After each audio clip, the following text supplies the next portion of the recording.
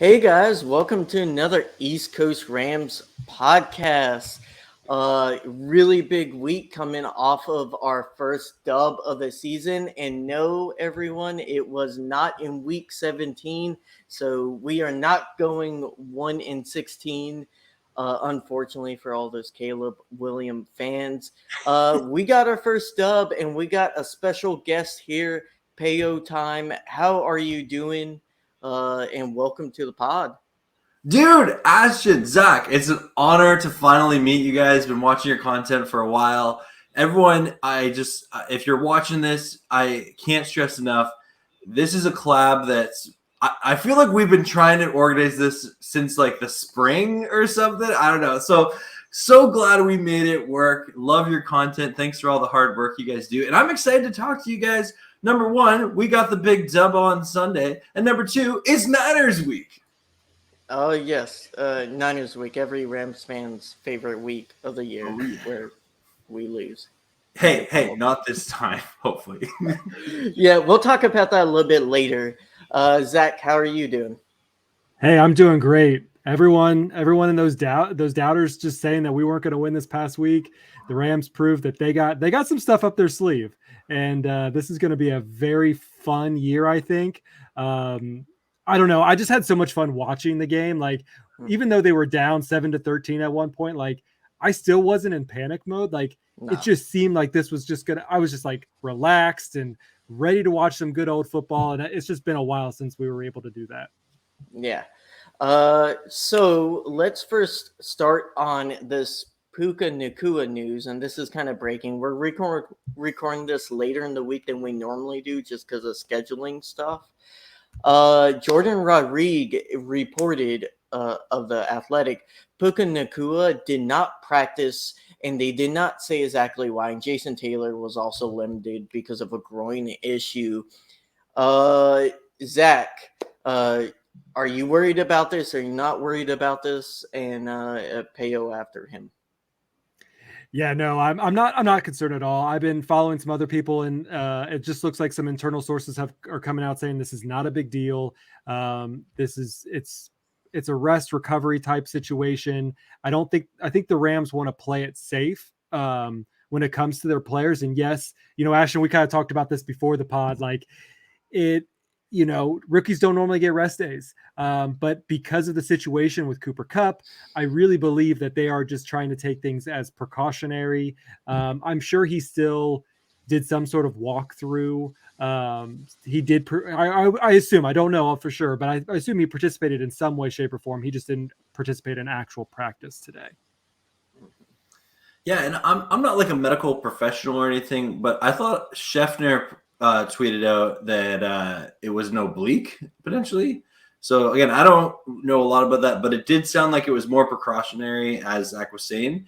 I think if Ram fans are going to worry about this, we'll need to wait for the Friday injury report to come out, and then I think that'll be a lot more telling. Like if we start hearing things like he's a game time decision or something like that, then it's like I don't know. But I think Puka suits up. I think he plays, and I think he has a good game.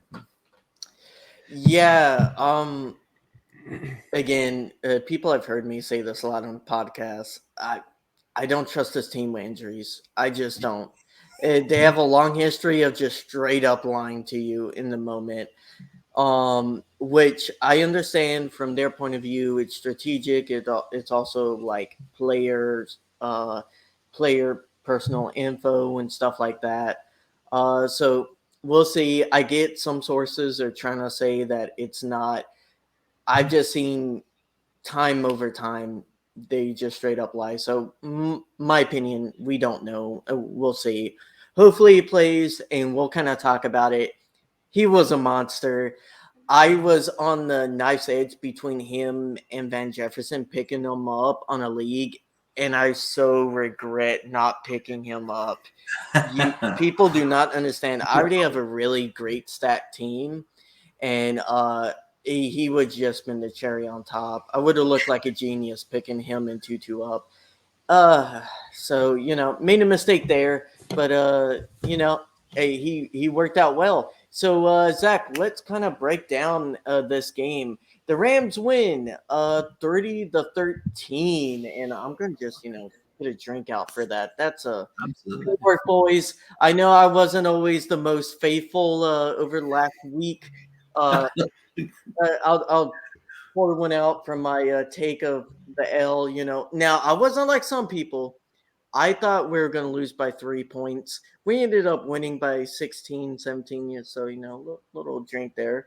Payo, just general overview of the game. How do you think we did? Well, I think we did really well. Going into that game, I thought we had a chance to win it, and I was honestly in this mindset of like, okay, we play Seattle tough in Seattle. I did predict that we would win the game, but I thought it was going to be like a field goal victory, one score game, and then to come out and play like that. And I know, like, I've had several Seahawks fans comment on my content, being like, our 2 tackles went out. Lockett was temporarily out of the game. And like, that's all true. But you still held an NFL team to 12 yards, really 3 yards, because 9 of those yards came in like the last play of the game, which was a garbage time 9-yard run. So for a great second half defensive performance like that, phenomenal. Offense, obviously, we've been talking lots about Puka Nacua. We've been talking lots about Tutu Atwell. And I like what we've seen from this offensive line so far. And again, it's 1 weekend, but I think we got so used to bad O-line play or inconsistent O-line play last year that just seeing a sack-free game, that was just like, that might be the biggest win, like, outside of the stat sheet, is just Stafford didn't get sacked once that whole game. And I think he only got hit twice. So I'm not surprised by our offense. Our offense played as I think we all kind of figured they would. We knew that they were going to be the ones who are going to have to carry this team just based on the unknown. We're all using the word unknown. The team's using the unknown of the defense.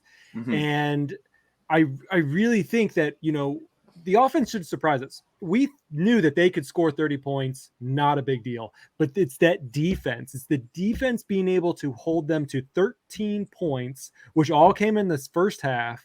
And then again, as your point, holding them to 3 yards really in the second half. Like, that is monstrous. As you see my daughter in the background, getting a little picture Rams of it. Fan behind you. She is. They're all big Rams fans. But I'm again like super proud of this team. Super proud of this offense. And yeah, there's not a whole lot more I could say that really just brings light to like how good this team was. I mean, we posted that our keys to the victory was our offensive line protecting Stafford, which they did. He was wearing a white jersey. He had no green on him at all. Getting the run game going. Half of their plays were run plays. Defense can bend, not break. They definitely bent a little bit, but held them. And then keeping pressure on Geno Smith, which they did the whole second half. And look, another one entered the field. They're cloning now. I know they're starting to pop out of the woodwork. I'll let you guys. I'm gonna jump out real quick to put these kids to bed again. But you guys talk for a minute about about this team. Yeah. Yeah. So my take, Payo, it basically, this game was a really well put together game, but not a perfect game. I think there's some issues, and we're going to go back to some of my copyrighted negativity. When it comes to run offense and run defense, I think this team has some holes. Has some questions and things that need addressing. While, yes, we had a lot of run plays, they were kind of ineffective outside of the red zone whenever they were trying to cover the wide receivers, which is a testament to how well the wide receivers did. I think going into this game, I was kind of not knowing if this wide receiver core would step up after such a lackluster year last year, a really terrible year. Even with Baker Mayfield, they just weren't able to produce. Some of that was the line, but some of it was when the line got better in the latter half of the year, they just couldn't produce. So could Van Jefferson, could Tutu really take a step up from their previous years, and can the rest of the depth chart kind of produce with this wide receiver core? And they answered that question. I really do think it looks like Tutu has kind of beefed up a little bit. He's making plays not just down the field, but in the middle, like mid part of the field and the intermediate part of the field. His route running looked better, and you could definitely tell that it was just overall a better, improved wide receiver game. But those two things could definitely be adjusted. And it's not a Rams game in the last few years if we didn't have a cringy special teams play. And that blocked field goal was not good. I was so scared when that happened. I was like, "Oh no, is it going to be this kind of game?" But thankfully, that did not tell the whole story. Yeah, it was very important for the defense to stop them after that blocked field goal, because if we go down 17-7, some of these games are just momentum. Yeah. And people don't realize when like momentum gets out of hand, it doesn't matter how well a team is prepared. Everything gets thrown out of the window. Your game script gets thrown out of the window. Stuff you were planning on attacking gets thrown out of the window. You become more dimensional on defense and offense. And just going down 17-7 can be very detrimental going into the second half. And this defense was able to stop. Not a perfect defensive performance, but nearly perfect, especially in the second half. And we'll talk about individual players here after we kind of break down every quarter, and not every quarter, but the game itself. So, Payo, let's talk about that first Seahawks touchdown and what happened there. DK getting a better Kendrick. What is your opinion on Darian Kendrick? Are you pro Darian Kendrick? Are you anti Darian Kendrick? And what do you think the defense changed in the second half to kind of reduce that? So, great question. I would say I'm definitely pro Darian Kendrick. Would the real DK please stand up? But I would say this. I don't think we move on from Jalen Ramsey necessarily unless the Rams knew what they had in their young secondary. And people are making a big deal of this, how like our secondary is all late round draft picks. Well, the reason we can do that is because Darian Kendrick has developed into an NFL caliber defensive back. And is he at Jalen Ramsey's level? No. Will he get there? I don't know if he has that ceiling, but I think he plays at a high enough level that the Rams can retool this secondary. And I haven't seen enough yet, because it's only one game, to see what this defense is doing. And I'm looking forward to seeing how they play the Niners. I think that Raheem Morris he called one of the better games of his defensive coordinator tenure with the Rams against Seattle. And I'm looking forward to seeing him on Sunday against the Niners. Yeah, and this isn't any lackluster offense either. This is a really loaded wide receiver core, really good tight end in Noah Fant, a really good running back. Now the line, like you said earlier, the line was a little beat up for Seattle. That definitely had a part to play in it, but it's not like our D line outside of Aaron Donald is really anything to write home about. Yeah. But it's that Aaron Donald effect. I mean, he makes the other players look better because he's always. I mean, at one point he was quadruple teamed. There were 4 offensive linemen and he still got into it. He still got to Geno. He didn't actually. He threw the ball before it, but like just knowing that he was quadruple hit, and then he still was able to at least get to Geno almost right before he threw the ball. Like it's that AD effect, and you cannot. That is just. It's an understatement to say how important he is to a football team. No player, no defensive player in the NFL makes that big of an impact. No one. We potentially win that Green Bay game in the playoffs if we have AD at full strength. And let's also state that like during a lot of training camp in the summer, they started triple teaming AD during live reps. And I think you're starting to see the benefits of that pay off. Like, it's going to happen in games. Why not do it in practice? And it makes sense. He's not going to get one-on-ones anymore. That's just he had that for a season or two. He's never going to get that again for the rest of his career, outside of if the Rams trade for someone nuts like him. And even then, like, who are they going to trade that's better than Aaron Donald that gets more attention? Very hard to imagine anyone. So he's going to get that for the rest of his career, and he's definitely still producing at a high level, which I think we all expected. Yeah. Just quickly on the Aaron Donald front, how happy are you guys that Aaron Donald is back? Like, I had a moment in the game against Seattle where I was just like, man, I missed Aaron Donald. And I'm probably you guys, but I know I've seen every snap of Aaron Donald's career. And last year, after he was injured and out for the year, it felt empty. It was like, oh man, like what is it? But having the heart and soul, the player on defense that can close out a game, I'm so glad he's back. He just brings another energy to the field. Like, you even watch like his press conferences post practice, and he's just energized. He's rejuvenated. He's ready to go out there and just like play his heart out, and it's just so much fun. To watch. Yeah, I almost explain it like he doesn't play as if he's the best defensive player of all time. He plays like it's his last down, and that he will only be on that field for that single down. And every down, he pours 100%, and then he remembers that into after the game, before the game, during training. And like that pure dedication, you very rarely find that in people, let alone football players. And when you find that person and they have the natural gifts that Aaron Donald has, that's such a rare combination. That's why he's such the special player he is. And when you find someone like that in life, you latch onto him and try to learn that, and you can tell it's infectious, especially to D-line who see that stuff from day to day. Mm-hmm.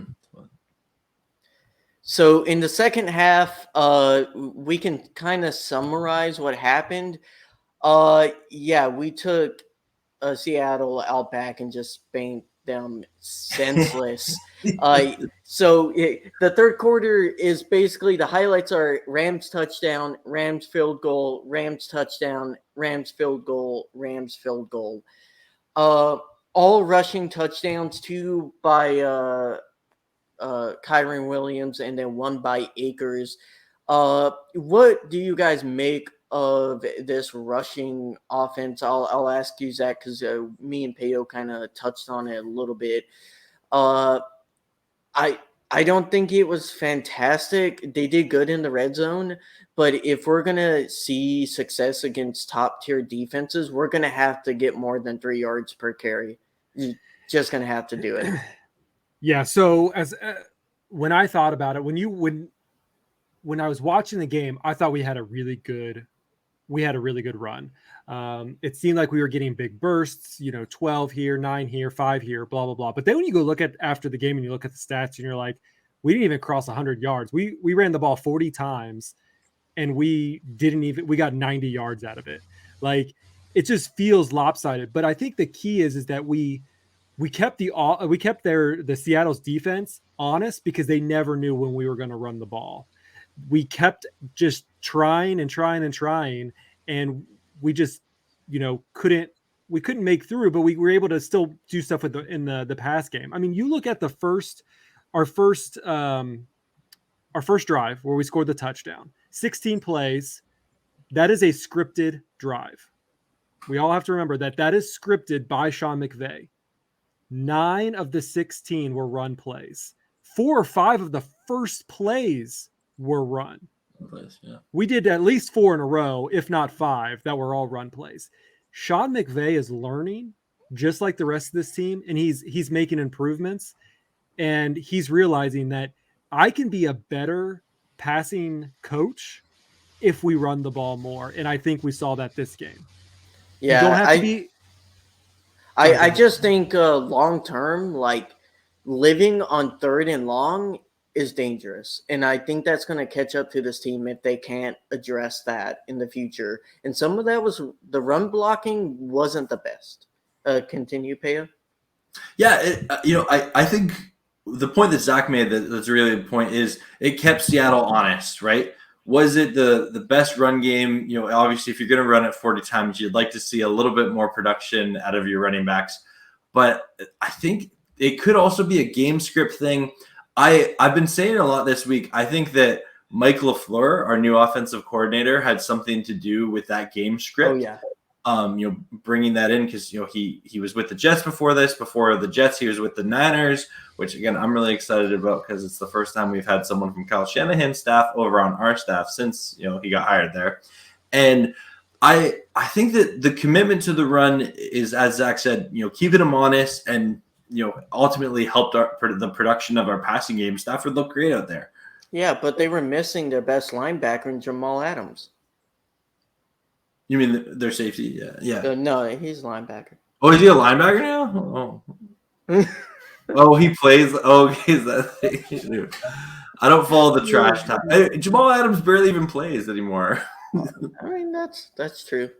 So Zach, talking about run offense, let's talk about the run defense. Now I do know in the second half that Seattle got away from it. While getting destroyed, you tend to have to start passing. But we gave up like 50 yards in the first quarter. That's a little scary, Zach, because if this game was close, or if Seattle would have kept to the run a little bit better, and they didn't have so many drops, like you're talking about a game where it could have been close because of Walker. He's a really good runner, and it just – I think Seattle just got a little panicked and started doing a lot of short passes, and it wasn't working out for him. Well, what I see about this is that they did really well in the rushing game, especially in the first half. But what the specialty of Raheem Morris is that bend don't break mentality. And I keep bringing that up, and we got to give credit to Raheem. He will let you go down and march down the field, but when you're in that red zone, you are going to have to do everything in your might to try to get a touchdown. They are not going to let it's not going to be as easy to score a touchdown in the red zone against this Rams team. And this is time over time. This is even last year when they were having a depleted season, like their defense was still, you had to push it to get it into that when they were in the red zone territory. And the Rams were able to do that. They kept them to two field goal attempts at least. One was successful, or maybe two were successful, but either way, keeping a team to field goals is what the Rams are looking for so that their offense can do what their offense needs to do. Yeah, they're risk adverse.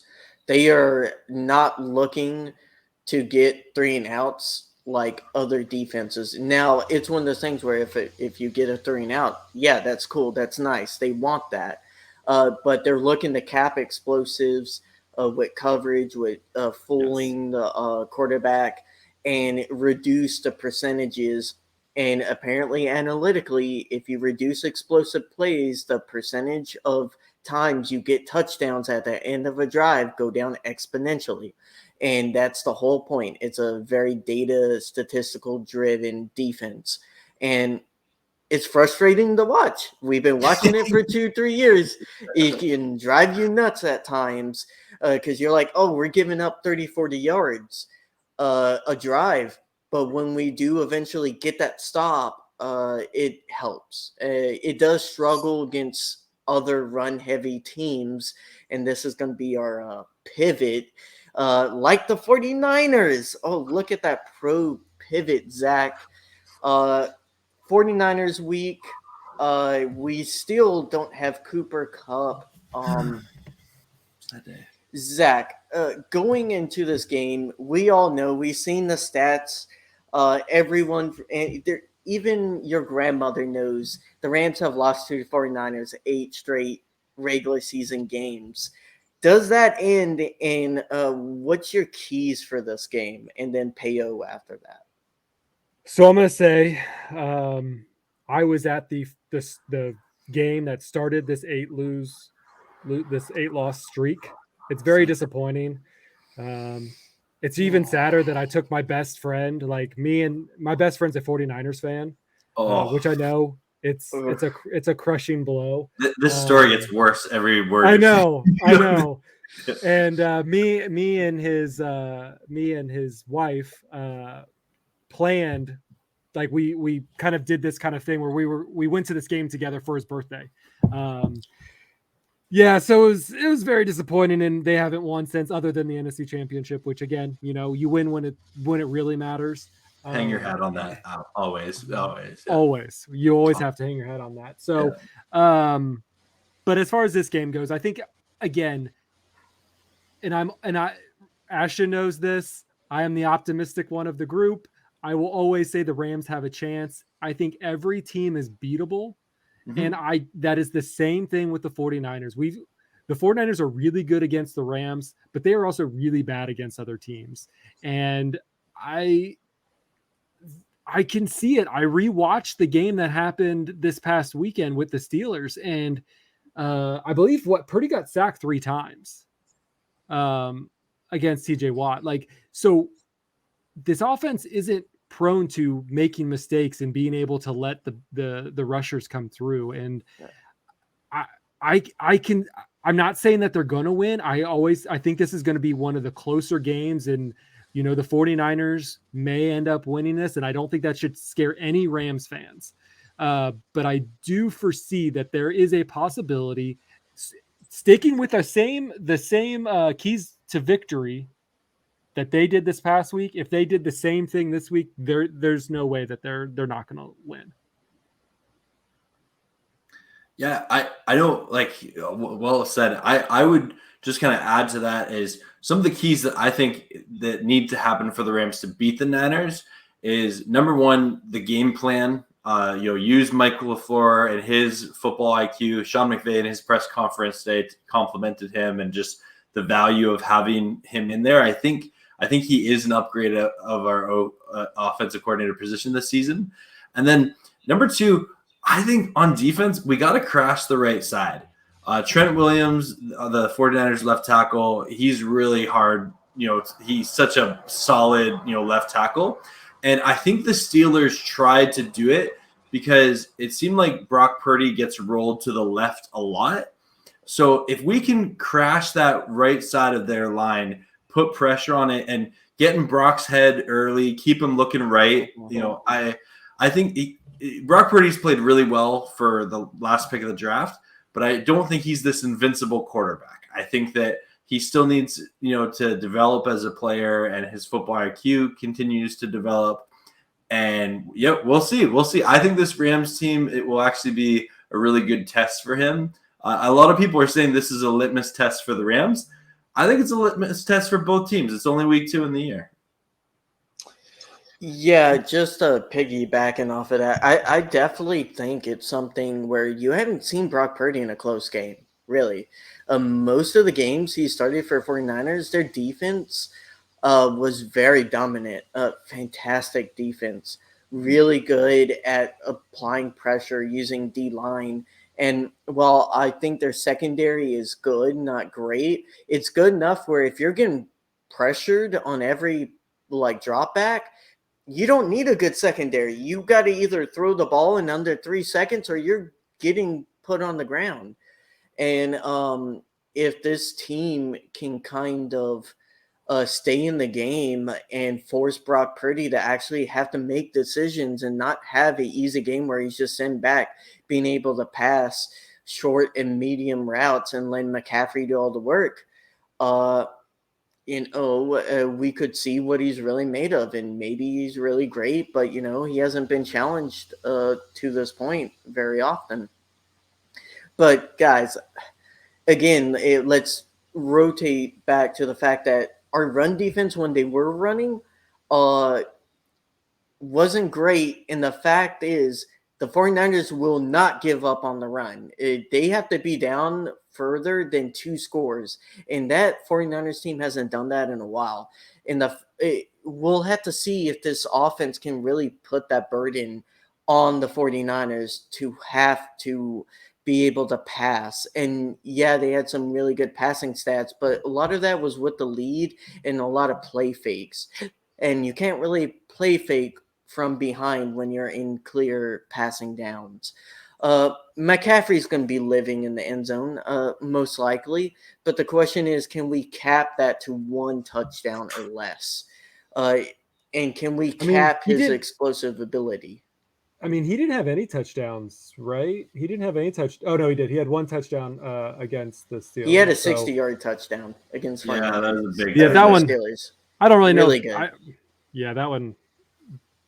Now our secondary, I think is, at least we don't have better safeties than Steelers, but I really do believe our cornerback group is better. I think we have better overall offense. Kenny Pickett is only a second-year quarterback and really struggling to read NFL defenses.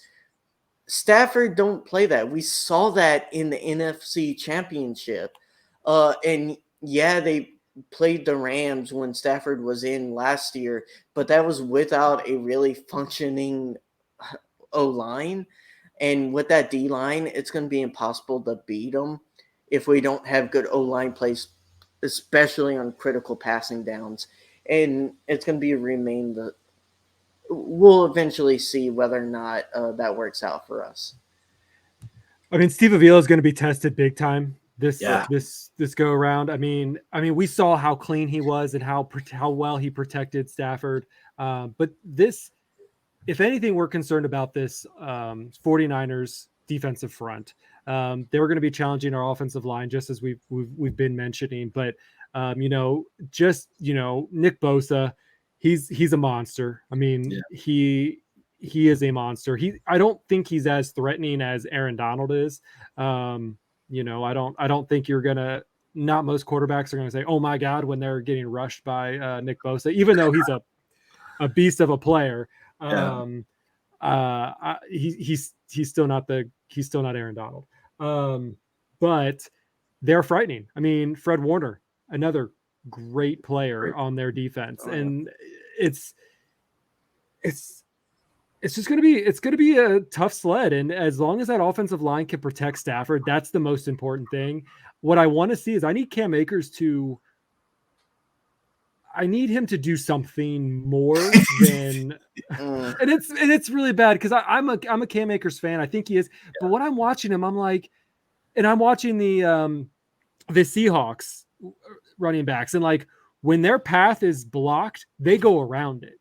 And I feel like Akers never goes around it. He just keeps going the route that he's supposed to go, and it's always swallowed up. And I want him to bounce out, go around. Like I know it's hard. I'm not playing the game. I'm here commenting about the game. So I surely have nothing really that I can say, but like, when it's not working, you need to make your own decisions and try to see if you can move somewhere else. Cause it seemed like for him, he just couldn't break through, and that's potentially an offensive line problem. But then if that's the problem, then you need to find an alternate route to be able to get the yards you need. Yeah.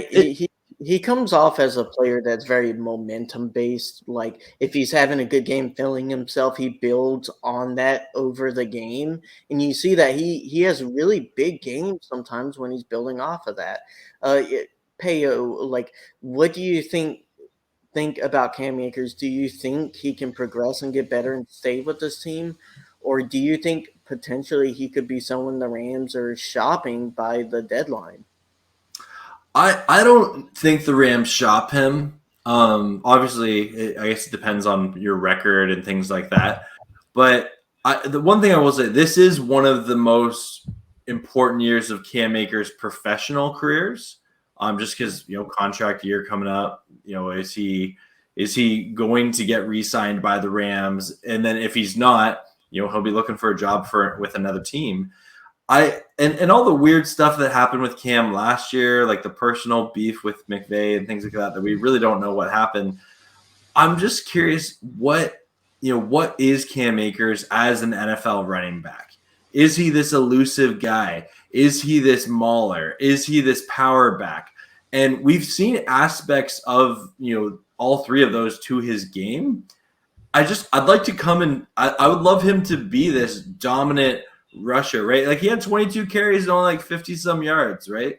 And some of that might be just the game script. I get that. But I mean, he played at the end. He was mostly the one running the ball at the end when they were trying to eat up the clock. Yeah. So he didn't get a whole lot just because of that kind of play. But yeah, I get what you're saying. Yeah, but I'm always going to be cheering on Cam Akers, definitely. But just like Zach and like you, Ashton, I'd love to see Akers go for like 150 yards in a game. That's just not how the Rams are going to play. I mean, unfortunately, that's how it is. I mean, they're going to be running back by committee. They've been running back by committee pretty much since 2020. I mean, since Todd Gurley. Yeah. Cam since Akers had 2019 year. Yeah, well, Cam Akers had that kind of explosive front of the year of like 2020, where he could have probably been a lead back with kind of a secondary, but right now, most NFL teams other than like the 49ers really are playing a running back by committee. And like that's okay, but just like breaking off like a 30-40 yard run here and there, which I feel like we don't see that a whole lot. Like we're more likely to get a screen pass or a slant route that gets broken deep than an outside run to the left or right. Yeah. I would definitely expect a lot of screens against 49ers. A lot of screens. I think Kyren Williams had a couple that he could have exploded and he kind of got tripped up a little bit. And I think he could have, gotten the 20-30 yards out of it. So we'll see. Like I said, he was pretty explosive for when he was in. He got those nice 2 TDs. So that was excellent. So I'm looking forward to his career going off. Totally. Yeah. Yeah, guys, I think this is going to be a very interesting matchup when it comes to offense against our defense. With some critical playmakers for our defense. I really think if you look at the game Ayuk had, he was a monster above 100 yards. I think he had 2 touchdowns. Really good play. Who in the secondary has to step up to kind of cap Ayuk, especially during like play action and stuff like that 49ers will be trying to use to trick us? Well, Darian Kendrick for sure. He's got to continue to play at a high level. And I'll be honest, in this game, and I'm kind of surprised I'm saying this, when I compare Brandon Ayuk and Deebo Samuel, I think Deebo might have different types of plays that he can beat a team with. But Ayuk has just become a really consistent wide receiver. I'm actually a little more afraid of Ayuk moving the chains in this one than Deebo breaking off a big play, personally. I don't know if you guys agree with that. He kind of reminds me of a high upside Robert Woods. Like prime Robert Woods, really good route runner, can beat you on any level at certain time, but he's not overly flashy. You know what I mean? He's not like mossing people, not like kicking or like kind of getting them out of their boots or like completely tricking them out, but he's overall a very well-rounded wide receiver.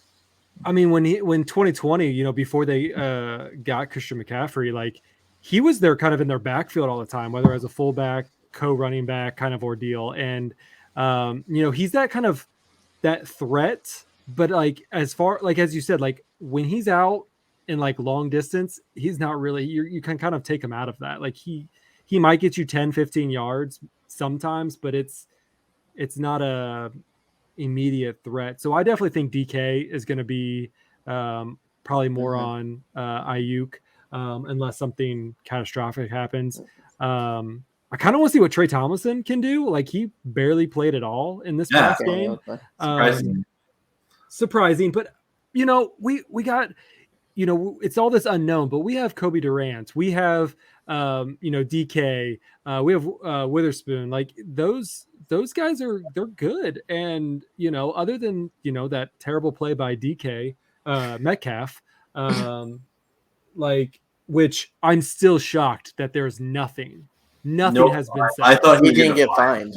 He didn't get. He should have got it. He should have got suspended. Like that should have been a game 1 suspension, at least a game suspension from him. And to hear nothing come out of that since that happened, when it was live, like this wasn't something that was caught like on a camera, that this was on broadcast TV that this happened. And that's just kind of the thing, that it doesn't matter what team you're on. Like Metcalf could have done that to a 49er, cornerback. And that's just not okay. Whether we like 49er fans or not, like it's not okay to do that. No. What do you guys make of this safety pair? I mean, Russ Yeast and Jordan Fuller, great game. Neither of them really gave up any plays.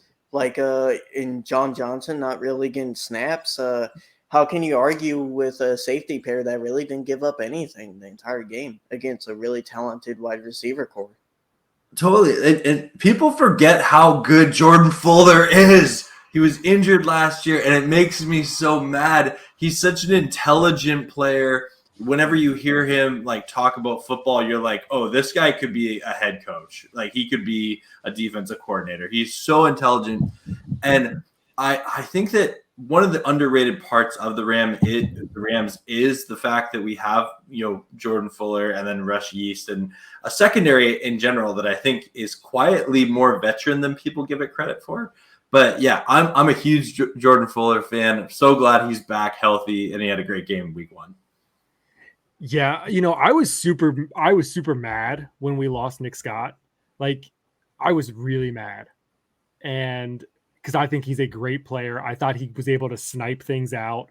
He was kind of like, to me, he did a lot of things that I like about Jalen Ramsey in the DB position that he kind of brought into that safety position. So I was really mad about that.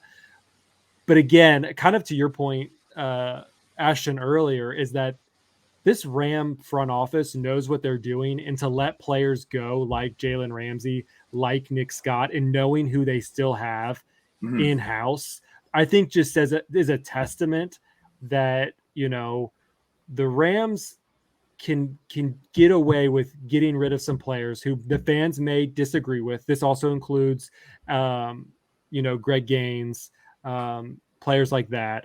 Again, one of my favorites that I wish we would have kept, especially with the deal that he got Joseph with Day. his new team. Yeah, Joseph Day, things like that. But the Rams know what they're doing. And I think this past game, and I think in this game and these coming future games, they know what they're doing. And I think they're playing at a smart analytical mode where they're relying on what they know is best. They have Aaron Donald, who they know is going to take up 2 to 3 players on himself, which gives, at least 1 to 2 players freedom to kind of do whatever they want. And then you have Matthew Stafford. He's a top 5 quarterback. I don't care. You can give, like, he's a top 5 quarterback. Don't 76 in Madden. Like, don't give me this BS anymore. Yeah. Top 10 at most. Like, this dude is an elite quarterback. Let's stop playing with all these kids and saying that they're great before they're proven. What quote me on that? You could throw me up. I don't care. These kids, and I can call them kids now because I'm older than these folks by a significant amount. It turns out these kids are unproven. They just got their big contracts and they're playing like, they're back in high school. Like, and not a lot of good QB play this week. No, especially this week. And whatever, if the Rams lose, the Rams lose, but it's because the 49ers are just good. And I will give them full credit that they're good. He was not good. He was not the problem last year, ever. He was only trying to make plays when he could while being injured. And you can see that he's healthy now. And this wasn't a great game by him. He had some missed throws. He had some miscues. He overthrew wide receivers. He missed 2 touchdowns. And we still scored 30 points. Yeah. And he still got above 300 yards. If this guy, when you give him weapons, and you saw this in Detroit, you saw when he came from a offense that was just lackluster, not schemed well, didn't give him weapons, and when they did, they would just abuse the weapons and get him out of there, and he would only had one at a time for most years. You put him in a more friendlier scheme, a better head coach, a overall more positive environment and give him true weapons, the sky is the limit with Stafford in an offense. And, we scored 30 without our best offensive player. Like, Yeah. Payo, what's your take on Stafford, and what makes him so good at being able to dissect defenses and just destroy the Seahawks? And again, I think people forget that because he was injured last year, and people kind of say he's washed, whatever.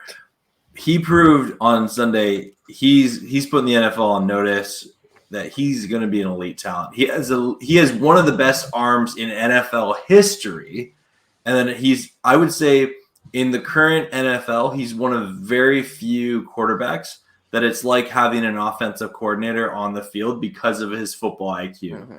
There's very few quarterbacks, to Zach's point of like, the kids aren't there yet. They're not there yet. They might get there one day, but right now, no. Stafford, maybe Mahomes, or definitely Mahomes.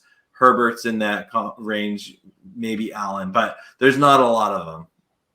Yeah, and let's add to the fact that even in 21, his arm wasn't fully healthy. He had shoulder issues that year, and he couldn't really throw it deep. Like, he had issues even in the playoffs being able to throw it very far, and he had the opposite problem. He was throwing it too far. But what gets me so mad about this whole Stafford thing, again, you go back and look at the tape. I wasn't big on Stafford coming to the Rams only because I was a Jared Goff apologist. Sorry, that's what I was. So, but I'm giving him the credit that is due to him. And the one thing that's just frustrating is just what we saw this past Monday night.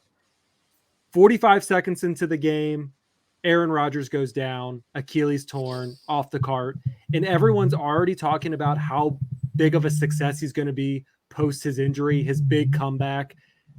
There was none of that for Stafford. He's washed, he's done, and he's 6 years younger than Rodgers. Like, give me a break. Yeah. Like, yeah. He just won the Super Bowl 2 years ago, and you're already calling him washed. When did Rodgers win the Super Bowl? Like, how long ago was that? Like, let's if we're going to compare apples to apples, let's actually do it, and let's be successful with this. Like, give him the credit that he is due. This guy is an elite quarterback, and we need to stop just disrespecting him because whether it's his age, whether he was with the Lions for so long and he was injury prone at that point too. Like, give me a break. This guy he went to a new team and won the Super Bowl in its first year. I think he went like 8 or 9. So I don't get where the injury prone thing came from because, yeah, he missed a year in his first 3 years. But he went on an 8-year or 9-year stretch of not missing a single game in the NFL. And he was hurt various times, but a lot of NFL quarterbacks get dings, bruises, get slight hurts, and teams just never say anything. Or they never like publicly say it. So I never understood where that kind of criticism or critique of Stafford came from. Like, the first time he missed longer than like 5 or 6 games was like a decade before like last year. And not to mention, like, last year he probably could have came back a little bit sooner if it wasn't for the fact that the whole team was a dumpster fire. So and just like on that point, probably one of the best decisions the Rams ever made was shutting Stafford down for the year so that he could get healthy for this season. Yeah, I mean, it makes no sense to keep playing him when you didn't really have realistic chance. And if you did happen to make the playoffs, like, you're going to get cooked. You're not going to have any of your starting players at that point in time, and you're just going to get cooked anyways. And why risk Stafford getting hurt? Yeah. One of the other things I think we didn't really mention in the post game from last week, but I think something that's going to be super important for this week is our tight ends. You look at, Higbee and you look at Hopkins and like what they did in the last game. They didn't get as many, catches as the other players did, but when they did catch the ball, they were doing. It was critical moments, and they were getting yardage. Hopkins had a 21 yard. Higbee had 130, and then he had 2 other catches totaling 49 yards and averaging 16.3. Like, those are good numbers for a tight end. And we had both of them catching significant balls. So I think they're definitely going to be tasked in this way. But I would not shut out Higbee. Like, you compare Higbee to, you got Kittle, and Kittle's a great tight end, but he's kind of been lackluster within the last year. He's still a prominent tight end. He's still really good, but let's put him up against Higbee. I think Higbee can take him. Oh, the Higbee hot take. Love that. I think Higbee is a better blocker between the two. But I do think after the catch, Kittle is just more physical than Higbee. But he's been less efficient over the last. Last week he only had 1 catch for 19 yards or something like that. Like, he hasn't been. If you go back and look at some of the last games, he hasn't been utilized as that receiver threat. And I think it's because they're trying to protect Purdy as much as possible, and he's being that blocker out there. Yeah. Well, we'll see how he does against us. He typically does really good against us. He seems to always catch touchdowns against us. He's a big focal point in the red zone for 49ers when they play us. How are you feeling about doing predictions, Zach? I hate predictions. You know how much I hate predictions. Yeah, I love doing the things Zach hates. Yin and Yang podcast. Here we go. I love it. Yeah. I have the bad jokes. He has the great analysis. So let's start with you, Payo. You're the guest. You can get the microphone. How do you see this game going? You don't have to give final score prediction, but it's always fun to see how wrong you are. Totally. No, I love being constantly wrong. It's great. Put it on the internet. No one will ever see it again. I know, right? Receipts. Honestly, I am a homer. I'll fully admit to. I pick the Rams to win every game. I'm not superstitious, but a little stitious, just a little bit. So I am picking the Rams to win this game. I do think this game is going to have a tale of two halves approach. I actually think the potential for the Rams to come out a little bit flat in the first half. I think we'll be trailing, but I think we'll keep it close all game. And I think that we see a Matthew Stafford led, let's say a 75-yard drive down the field to get us a touchdown for a win. I'm looking forward to it. What about you, Zach? Well, I hate predictions, as I just mentioned, but I think it's going to be a close game. Kind of like Peo said, I kind of would think it would be the reverse. I think the Rams kind of would lead off first. They do not do really well trailing behind more than a touchdown. When they get a little too pass happy and they're not able to kind of, they get out of their comfort zone. They try to just do too much and too quick. So if anything, I think they go hot first and then they come back and get cooled off a little bit. But I would say that I would feel more comfortable with the Rams losing this week so that they can prepare themselves for the Bengals and the Colts game, which are not easy tasks, but I think could be less difficult than this one.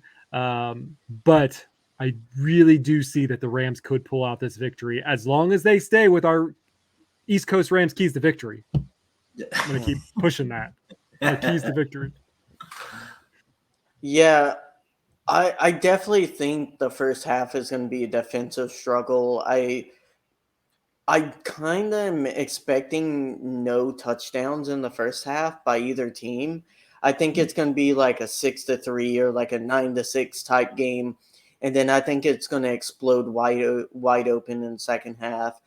And I'm not expecting the Rams to win this one. I think the 49ers are very systematically built to be to beat the Rams. I think they have great linebackers. They snuff out the run. They counter our play action, and they're really good at covering down on wide receivers. And the same thing with our, defense against them. They're very horizontal movement, and we've always struggled with tackling against them. Uh, Even Bobby Wagner really didn't help with those issues. So I'm hoping that the secondary can be much improved with tackling. We can play very aggressively downhill with our safeties, and we can get some stops. But I definitely expect the Rams to lose this. I'm gonna say 27-23. I think it's gonna be a nail-biting loss. I think we're going to have the ball to end the game with a drive, and I think we're going to just miss out by a few seconds and just go four and out, and not be able to get that touchdown to win the game, which I think a lot of Rams fans coming into the season, if I would have said we were 1-0 going in this game and we have a shot to beat the 49ers in week 2, you would take that 10 times out of 10. And think of it, like starting the year off with 2 NFC West division wins. That's awesome. That's very bold. Very bold. We got to beat the 49ers, and we haven't done that in a while. So history favors the bold. I mean, it does. I mean, you look at it. I mean, there's not many teams that can go 8 in a row with, the same team over and over again. I know that kind of even like if you go watch the Bengals and the Browns game, like the Bengals seem to always lose at the Browns stadium for whatever reason. It's like the last 6 games or something like that they've lost. But time does catch up to itself. And, those odds are statistically never in that favor. So the Rams can make it happen. I think it will happen. It's going to take all the fan base to be there. If this is going to be if it's going to be a red out in SoFi, it's going to be too loud. And, I think that's really going to hurt the Rams in the long run. So we need every single Rams fan in LA and the surrounding areas to show up, represent. If you have tickets and need to get rid of them, sell them to Rams fans. Don't sell them to 49ers fans. We need to pack that in blue, not just white, which is fine. I guess if you wear white, that's fine. But people see just based on the color scheme of what things look like in there. And if it's white and red, they're going to more think that it's going to be 49ers fans than if it's white and blue. So show your blue, even though they're wearing white, which again, not really sure why the Rams are doing that, but whatever. They're letting the 49ers wear their home red jerseys. So they're trolling. The 49ers, it to me, it's kind of like a passive aggressive organization. Like, you think you're being funny wearing your home jersey that all your fans call Levi South. You think they would have been humbled losing in the NFC Championship, but like I said, and like you pointed, stats are stats. The Rams players have to come out on that field and play that game, and no matter what stats get thrown out, when you start playing the football in that game, and anything can happen. We can blow them out. And I hope this team takes that personally. The fact that this team thinks they can wear their home jersey down at someone else's stadium. And they always talk smack. And I'm hoping these players take it personally. They're attacking your team's culture, and you got to stand up for it, or they're going to just keep on walking over you until you stop it. The one thing I want to add to that is, yes, they need to show their passion on the field in their gameplay. They were they restrained themselves, the defense especially, against the Seattle offense, against what DK Metcalf did, against what some of the other players, like when they were taunting them and things like that. They restrained themselves so that they could finish off the game strong and not let penalties and things like that mess up their game. And that's the mentality that this defense needs going into this. It's going to be a tough game. It's going to be a grueling game. It's going to be a knuckles to knuckles fist fight all day long. There's going to be tension, but they need to be able to hold back as much as they can for this team. I mean, even Sean McVay. We saw Sean McVay get fired up on that DK hit. And it's the same thing. Every player, every coach is going to have to restrain themselves just enough to win this game and make the other team pay for it by coming off looking like jerks. Yeah. I'm ready for it. Yes. So ready. I'm just ready for it. I'm kind of just ready for it to be done. Like, I do kind of like 49ers week because it kind of like gets us all kind of fired up a little bit. Like, yes. I don't know. Have you guys been on Twitter this week with like 49ers fans and Ram fans? I stay away from 49ers fans other than my best friend. He's the only one that I'm. That's fair. Sometimes I can hardly stand to be around when it's 49ers. I just know there's been a lot of bookmark tweets this week on both fandoms, so I expect a lot of trash talking however the game goes. Always is. People love talking the trash. Yeah. All right. Well, I think we've kind of talked this all to death a little bit. So I think we're going to wrap up this week's episode of the East Coast Rams podcast. Thank you, Payo, for coming on and joining us on this week's episode. We're going to have to keep collaborating because this has been really fun. For sure. You guys are welcome on my channel anytime. Thanks for having me on. It was great to meet you digitally in person for the first time. And as always, go Rams. Yes, and thank you to everyone who supports us each and every week. You can find us on every social media platform, Instagram, Threads. We're kind of still heavily on X or Twitter, whatever you want to call it. And then also our YouTube. We're recording this not only for your ears and the audio version on the podcast, but you can find us on YouTube, youtube.com/@EastCoastRams. Payo, do you want to plug your content while we got you? Yeah, sure. You can find me on YouTube. That's where I do all my stuff. I host watch parties for every Rams game. I do little skits here and there, just trying to have as much fun on the platform talking about the Rams as I can. If you search Payo Time, Payo Time, I'm the first channel that comes up because it's a weird, unique name. It has nothing to do with the Rams. Ashton, want to say anything else before we wrap it up? No, I'm hoping it's a really competitive, good, entertaining game. And if we win, I really think this team is potentially something special that a lot of people didn't see coming. But they're going to have to work for it. And if we can get Cup back and we're 3 or 4 wins, I think that's going to be a really dangerous team. Really dangerous. But they got to work for it, and we'll see. We'll know a lot more, even more than what we knew from week 1 after this game. For sure. All right. Well, if you guys, what's your prediction? How do you think the 49ers and the Rams game are going to go? Leave your comments below. You can send them also to us at our email address, feedback@eastcoastrams.com. Guys, it's 49ers week. Let's go win this game. Let's go be 2-0 and lead the NFC West by a big margin. Let's go, Rams house. Whose house? Rams house.